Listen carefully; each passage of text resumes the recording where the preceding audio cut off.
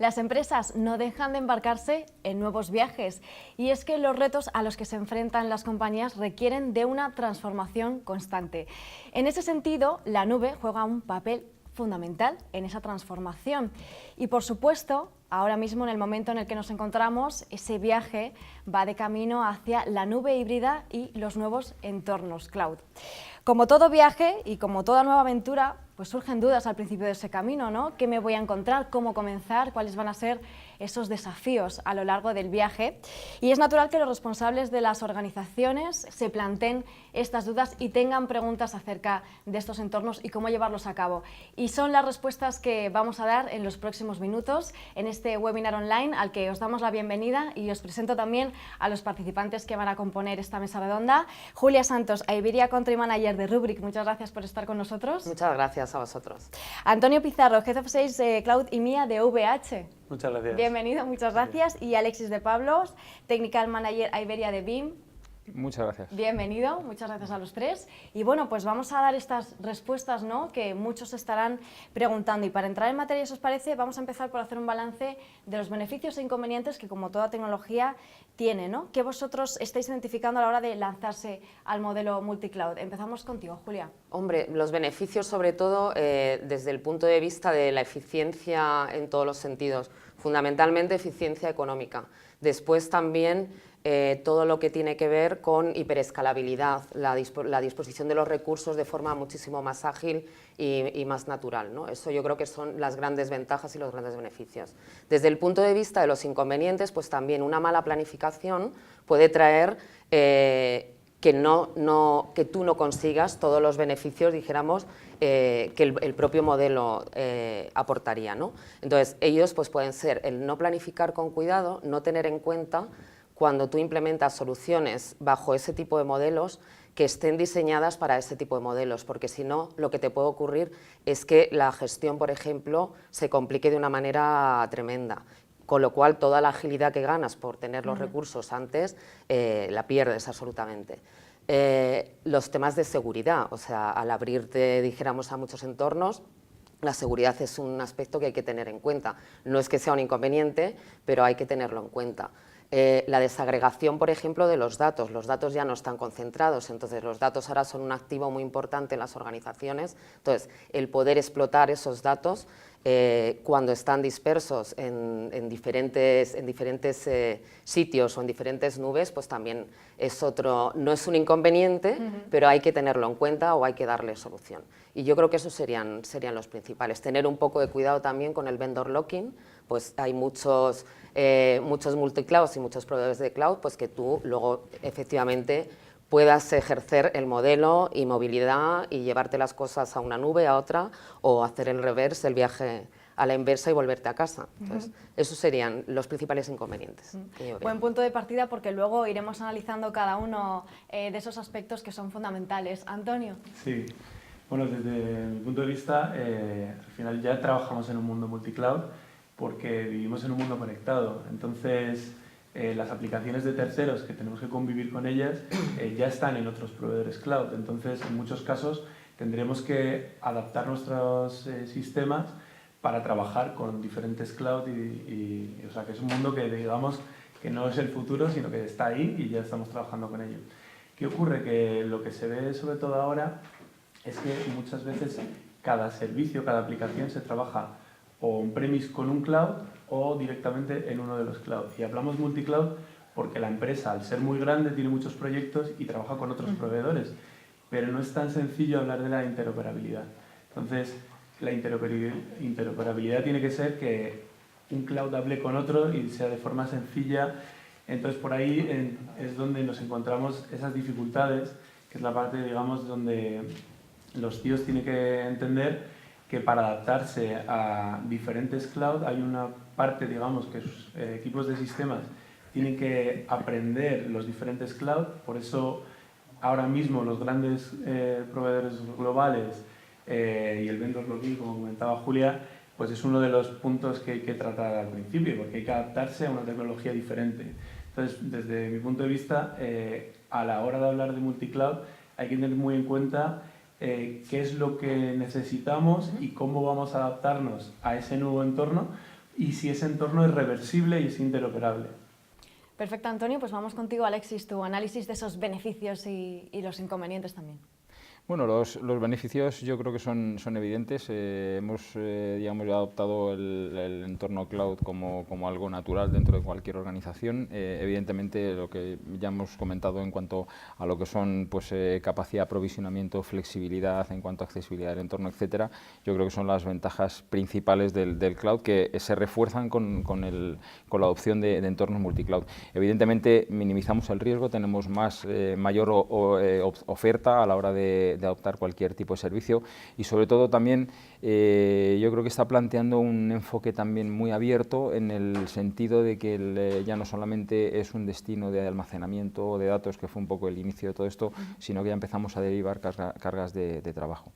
En cuanto quizás las desventajas o quizás los puntos que podremos tener que valorar más en detalle, creo que es una cuestión de expectativas. En muchas ocasiones para grandes organizaciones las expectativas son muy diferentes de las que tienen en pequeñas organizaciones.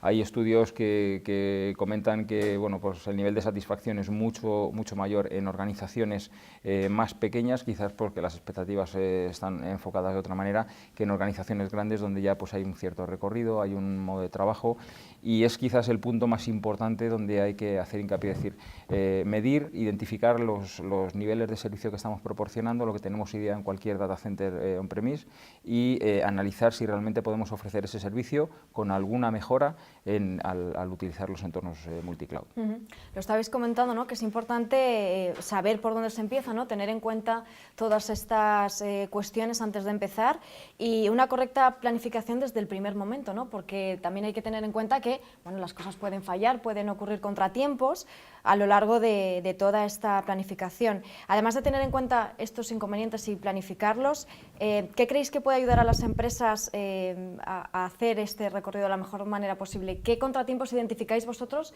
que son los que suelen ocurrir durante este proceso? Seguimos contigo, Alexis. Bueno, nos encontramos en un gran número de ocasiones con que quizás esa planificación es el origen de todo. También es cierto que hay una parte de costes ocultos a la hora de realizar la migración al entorno de cloud, dependiendo también del uso que se vaya a hacer del mismo. Es decir, ya no solamente hablamos de derivar a información al entorno de cloud y utilizarlo como un sistema de almacenamiento, sino que a veces tenemos cargas de trabajo en un entorno de cloud que se derivan o se protegen en otro entorno distinto o incluso pretendemos también digamos, poder poner en funcionamiento cargas de trabajo que tenemos on-premise o en otro cloud en un sistema diferente. Todo este tipo de cosas yo creo que hay que valorarlas adecuadamente y tener sobre todo conciencia de cuál es el servicio al que estamos optando. No perdiendo nunca de vista que la responsabilidad del servicio, la responsabilidad del dato siempre forma parte de la propia organización. No es un tema que sea responsabilidad ni que podamos reclamar posteriormente al proveedor del sistema de cloud. Sí, eso es algo que a lo mejor algunas organizaciones se olvidan, ¿no? Sí. Antonio. Sí, de hecho muy parecido a lo que comentabas, hay un punto que yo creo que es muy importante en esa planificación y es la hora de valorar los costes y si esos proveedores de cloud tienen una forma predecible de poder estudiar cuáles van a ser los costes a corto plazo. Si ya hablábamos que en on-premise era bastante complicado, ¿no? el valorar qué costes, pues si la electricidad, el suelo, los servicios, la inversión, ¿no? que había que hacer, ahora parecía que el mundo cloud iba a simplificar, ¿no? ¿Qué ocurre? Que es muy sencillo valorar a lo mejor costes de infraestructura muy básicos, pero ahora si nos vamos a los costes ocultos, como comentabas, uno de ellos creo que además afecta mucho a la hora de planificar multicloud, que es el tráfico. Si estamos hablando de cargas de trabajo entre diferentes proveedores, vamos a mover mucho tráfico y ese tráfico tiene un coste pues añadido, ¿no?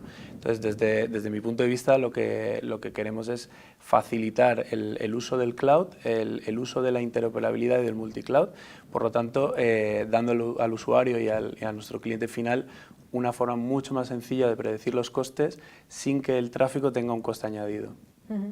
¿Algún contratiempo más, Julia, que Bueno, observéis? yo creo que hay dos factores. Uno sería, a veces cuando las compañías arquitecturan para tener servicios en nube no arquitecturan todos los elementos, es decir, hay elementos que se olvidan y hay que arquitecturar igual. No puedes olvidar la seguridad, por ejemplo, y no puedes olvidar la protección de datos.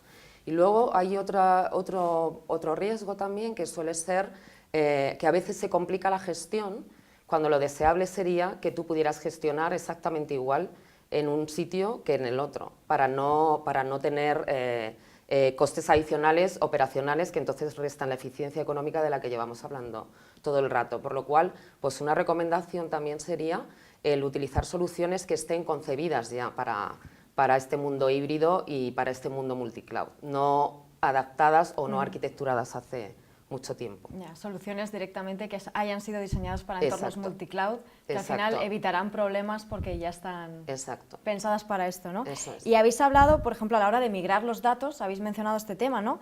¿Qué consejos ofrecéis a la hora de migrar estos datos y las aplicaciones también al mundo híbrido y multicloud, Antonio? Sí, bueno, pues un poco en relación a lo que comentabas, si estamos hablando de que los estándares facilitan el trabajar en entornos diferentes, en proveedores diferentes, pues por ejemplo, ¿por qué no ponemos de ejemplo la tendencia? Yo creo que este año que estamos hablando y todo el mundo se va a hablar cada vez más de los contenedores. Por ejemplo, Kubernetes lo que te facilita es que puedes trabajar con entornos clónicos, donde puedes mover la carga entre un proveedor y otro sin tener que migrar, sin tener que volver a configurar. Lo que hace es que los procesos operacionales, que también tienen un coste, ¿no? Porque al final hablamos de coste de el proveedor que te va a cobrar a final de mes, pero también hay unos costes internos de recursos humanos a la hora de mover y de planificar, y por lo tanto creemos que los proveedores tenemos que cada vez más facilitar el uso de entornos abiertos y de entornos pues, tipo contenedores. Hablaremos también un poco de eso y también ahorro de tiempo, ¿no? Porque al final, cuanto antes consigas hacer todos estos procesos, mejor. ¿Qué consejos a la hora de migrar estos datos, Alexis? Bueno, el dato en sí, digamos, desde el punto de vista nuestro, estamos trabajando siempre más orientado a lo que es el servicio. Entonces, en ese sentido, tratamos de unificar en algunos aspectos lo que es el tratamiento del dato y lo que son aplicaciones, servicios, etcétera. En otros casos lo disgregamos precisamente porque es una de las ventajas que ofrece el trabajar con un sistema multicloud. Entonces, en ese sentido, tratamos sobre todo de plantear la posibilidad de poder retomar cargas de trabajo en distintos entornos de cloud, utilizando lo que comentamos antes, un single point of glass, es decir, un punto único de gestión donde se facilite todo. A la hora de hacer la migración, evidentemente, la planificación que comentamos al principio es absolutamente básico para poder tener luego un entorno favorable y que pueda tener un beneficio de cara a futuro. Un punto, no sé si que podía interrumpiros, además va muy en colación con lo que vosotros proveéis, es que hay muchas veces que las empresas y sobre todo el mundo enterprise no puede parar ciertas aplicaciones críticas. Entonces, si estamos hablando de migraciones on-premise a nube o de una nube a otra nube, ¿cómo se llevan a cabo si no hay una ventana de actuación que permita pues, parar el servicio y volver a darlo, ¿no? Entonces, cada vez están trabajando con entornos que facilitan el que haya una sincronización inicio-fin para que el momento que la producción se cambie al siguiente entorno no afecte a los usuarios y que para los usuarios sea totalmente transparente. Y como ejemplo había un proyecto bastante grande que hemos hecho nosotros, que fue a la hora de adquirimos vClouder, el producto de la nube pública de VMware, hace 2 años.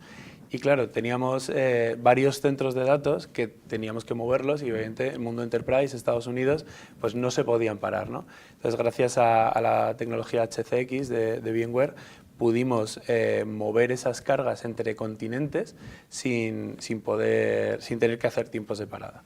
Exacto. Julia, sí. No, que estoy de acuerdo, que es un punto tremendamente importante el de que nos separe. De hecho, hay herramientas, dijéramos, no suficientes, pero sí que las hay porque efectivamente el mundo enterprise no se puede permitir. Entonces, si no es sin parada, por lo menos con una parada mínima. Eso es fundamental para poder hacer el Lo habéis mencionado y lo has mencionado tú, Julia, la importancia de los estándares abiertos también para asegurar la reversibilidad e interoperabilidad entre los distintos entornos, ¿no? Cuéntanos. Bueno, hay muchas formas, dijéramos, al final cada proveedor tiene su propio, dijéramos, formato, entonces se están dando pues muchas soluciones que permiten esa interoperabilidad precisamente, o bien porque hacen transformación de los formatos nativos de los servidores o de los almacenamientos o de la tecnología que sea de unos a otros, o bien porque permite mantener el mismo tipo de gestión o el mismo tipo de seguridad, por ejemplo, que el stack de VMware que la ha mencionado es un ejemplo claro, que permite tener tanto en tu on-prem como en el resto de nubes diferentes todo el stack de productos y todo el stack de soluciones. Entonces, eso facilita también bastante. Sí, al final los estándares abiertos son los que van a facilitar esa interoperabilidad y para nosotros es básico y la apuesta, cada vez diríamos que nuestro I+D está apostando por esa interoperabilidad. Como hablábamos en un caso, vamos a hacer interoperabilidad a nivel de facilitar las herramientas, también vamos a hacer una interoperabilidad facilitando que los costes sean conocidos y que el tráfico no sea un hándicap, que no sea un bloqueador. Estamos hablando de que proveedores pueden mover petabytes entre diferentes mundos cloud. Si es muy fácil o es muy económico recibir al cliente en tu cloud porque el tráfico es gratis, pero luego sacarlo de ahí tiene unos costes muy elevados, pues estamos hablando de que entonces no eres tan interoperable, ¿no? como supone, ¿no? Entonces yo creo que esos son las claves, estándar y un tráfico que sea accesible para todos. Sí, totalmente de acuerdo. A ver, aquí quizás la parte que hay que tener en cuenta que es en la parte sobre todo operacional estamos planteando trabajar con múltiples entornos y al final el poder acceder de forma nativa como lo hemos estado haciendo en los entornos on-premise tradicionalmente pues quizás es a lo que estamos acostumbrados y lo que se demanda. Desde el punto de vista de gestión evidentemente hay que plantearse trabajar sobre estándares porque no hay otra forma de manejarlo, sino el planteamiento digamos en cuanto a costes de cualquier tipo sería totalmente inviable. Otro de los factores que puede preocupar a las empresas a la hora de migrar a estos entornos cloud, y lo habéis mencionado, ¿no? Es la seguridad de los datos y por supuesto también la privacidad. ¿Cuál es vuestra opinión en este sentido y qué le decís a los clientes cuando os plantean estas dudas? Bueno, es quizás el primer punto, yo creo que todo el mundo se plantea a la hora de subir algo al entorno de cloud en general, el tema de seguridad. Y es cierto que también hay un cierto desconocimiento en cuanto a lo que es la responsabilidad o el ámbito que se cubre en cada situación. Depende del uso que se está haciendo del cloud. Hay ocasiones en las que cuando estamos hablando de infraestructura, pues simplemente el subir el dato, subir los aplicativos al entorno de cloud, pues es algo realmente muy fácil de comprender y de asimilar dónde está la responsabilidad en cada entorno. Hay otros casos a lo mejor en los que está un poquito más difuso y hablamos por ejemplo de servicios de correo, que yo creo que también es otro entorno muy habitual, donde pues evidentemente el dato sigue siendo responsabilidad del propietario, el dato puede venir contaminado, puede sufrir amenazas, pero la infraestructura que hay por detrás también puede tener ciertos riesgos. Entonces en ese sentido evidentemente hay que tomar una actitud colaborativa en ambos ámbitos, ¿no? En lo que es el proveedor de servicio como tal y lo que es el aplicativo y el usuario que va a hacer uso de ese servicio. Antonio.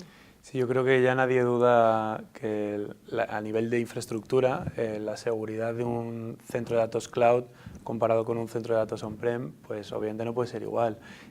Hablamos de que la inversión en los proveedores cloud es mucho mayor porque primero que es core, ¿no? Nos dedicamos a eso, por lo tanto invertimos constantemente en esa seguridad. Pero podríamos hablar de seguridad física, cámaras de seguridad, vigilancia, a nivel lógico, donde Rubrik y BIM están trabajando muy directamente, ¿no? Para securizar los datos, pues obviamente es otro punto. Si hablamos, por ejemplo, cada vez más estamos recibiendo, y se recibe en el mundo, ataques de negación de servicio, donde, bueno, desde Rusia y China, ¿no? Normalmente es donde se suelen hacer esos ataques, bueno, pues generan una botnet donde millones de dispositivos a la vez atacan a un mismo punto, ¿no? Entonces, cada vez es más, digamos, importante hacer una inversión en estos puntos de seguridad como nuestro sistema anti-DDoS, que, por ejemplo, como dato, el año pasado recibimos 2,8 millones de ataques, imaginaos la cifra, con volúmenes altísimos de gigas, ¿no? Atacando al mismo punto, donde para nuestros usuarios fue totalmente transparente, porque al final ellos a través de estos sistemas se mitiga el tráfico y no son conscientes, ¿no?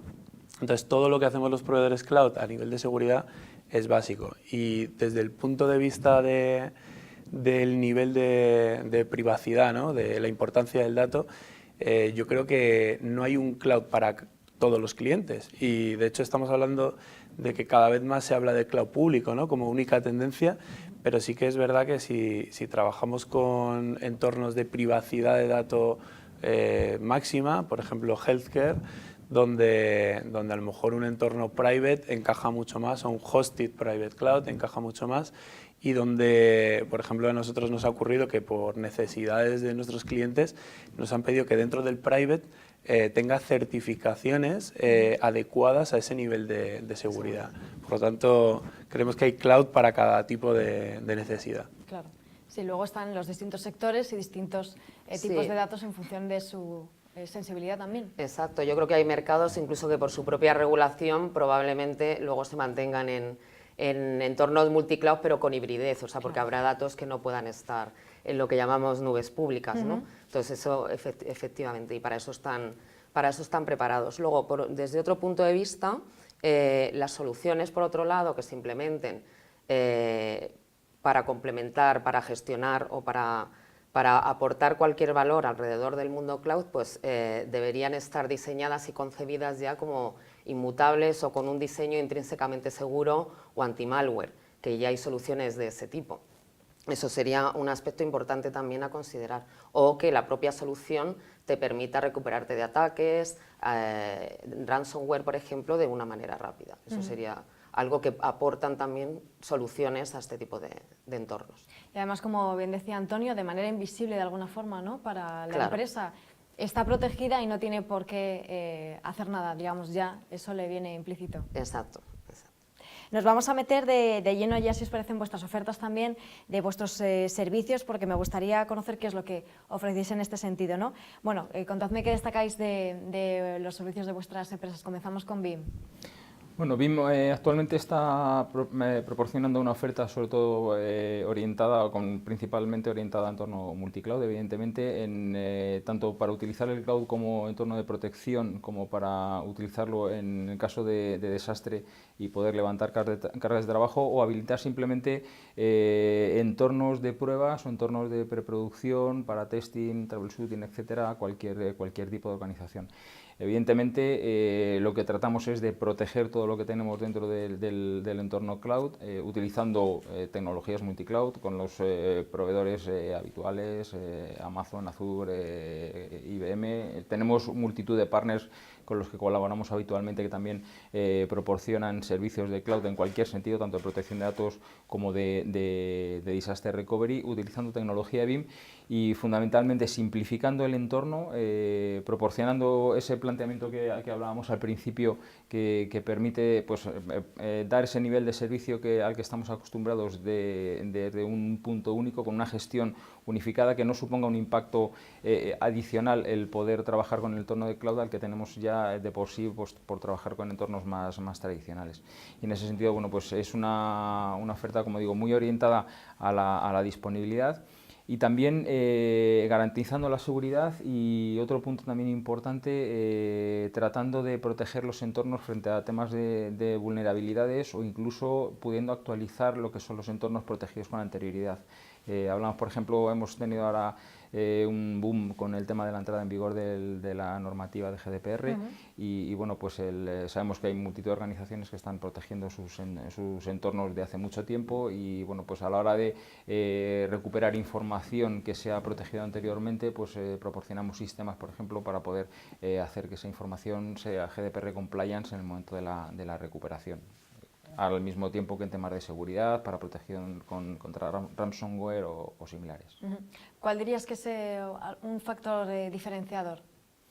sobre todo unificación, es el impacto de mover lo que es una organización que esté trabajando actualmente en entornos on-premise, mover cargas de trabajo, protección de datos a lo que son entornos cloud o multicloud, el impacto operacional es prácticamente nulo, no tiene ningún tipo de impacto, y desde el punto de vista de costes, en muchas ocasiones es un coste muy asequible. Antonio, en vuestro caso en OVH.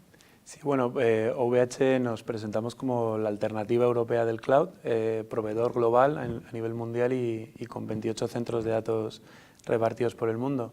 Uno de nuestros valores es que nuestra red es propia y por eso mismo podemos facilitar el uso de los servicios en formato multicloud o formato híbrido.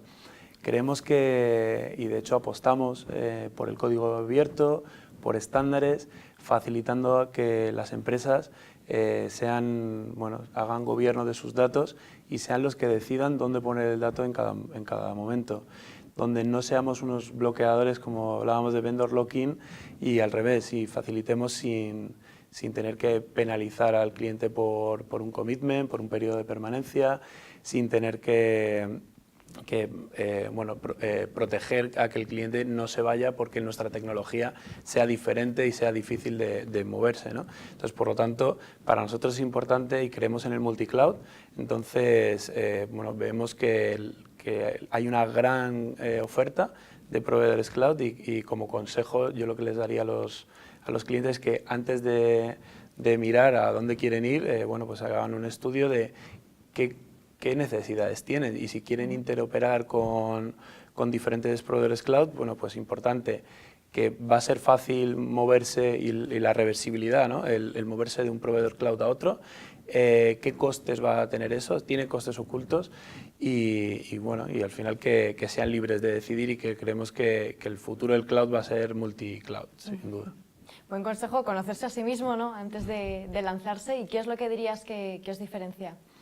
Bueno, yo creo que lo que nos diferencia sobre todo es que somos un proveedor puro europeo, proveedor puro cloud, no nos dedicamos a pues como puede ser otro proveedor cloud que compite a lo mejor a nivel de retail, luego en otras, dentro de su grupo, ¿no? con otros proveedores, sino nosotros nos dedicamos solo al cloud. Y como proveedor cloud lo que hacemos es que somos muy fuertes en la parte de infraestructura, en conectividad entre servicios, y la capa siguiente, la capa de administración y de servicios, pues cooperamos con empresas como las que han venido hoy aquí, que dan una capa por encima de seguridad, de aplicaciones y confiamos un poco en trabajar con ese entorno híbrido para que el cliente se sienta cómodo a la hora de trabajar. La colaboración es clave, sin duda, ¿no? Julia, en el caso de Rubrik. Bueno, Rubrik es una compañía de software de gestión de datos y de protección de datos y es nacida y diseñada desde el primer momento para entornos multicloud.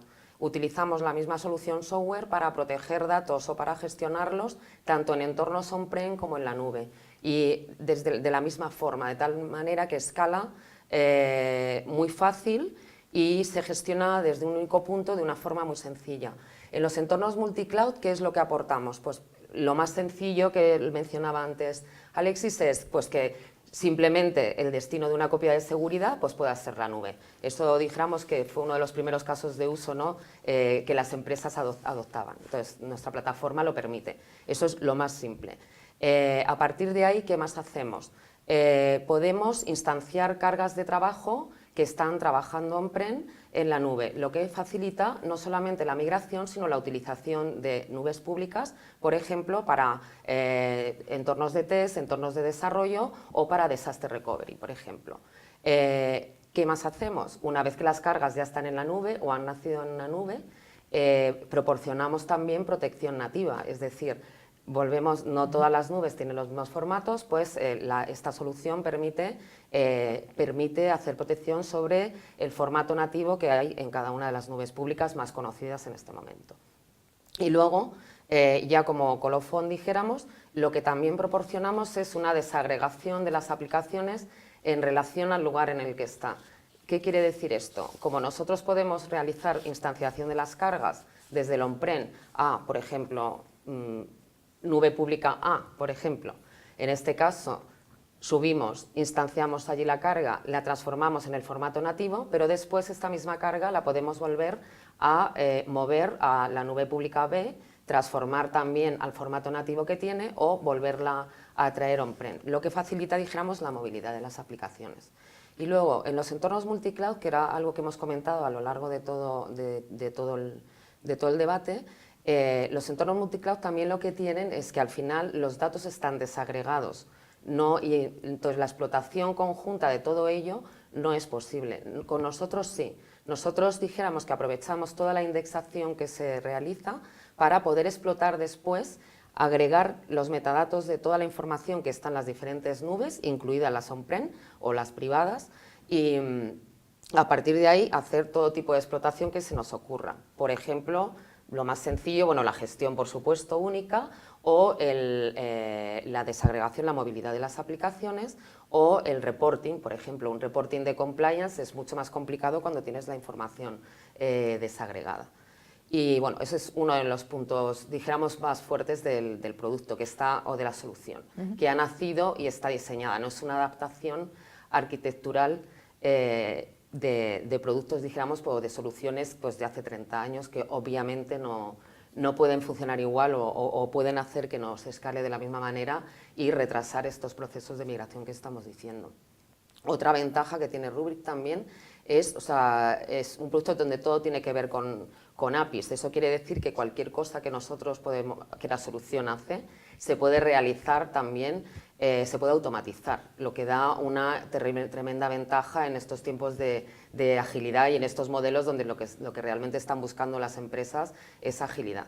Entonces, de hecho, pues nos integramos con prácticamente todos los frameworks más conocidos, pues vRealize de VMware, que lo comentabais antes, ServiceNow, Splunk, o sea, un montón. Y si no hubiera integración de caja, que llamamos, pues un desarrollo sobre API es muy sencillo. De hecho, ya existe una comunidad alrededor de las APIs de Rubrik. Ese punto diferenciador que destacarías, ¿cuál sería? Yo creo que sería el de la automatización, la posibilidad de la automatización, la agregación de los datos y la posibilidad de que los datos de las copias de seguridad se encuentren, dijéramos, concentrados o agregados y se puedan explotar, que los datos ahora son un activo, y luego que la solución ha sido diseñada desde el primer momento para adaptarse a este mundo multicloud. No es una adaptación de soluciones, dijéramos, pasadas. Yo destacaría esas tres.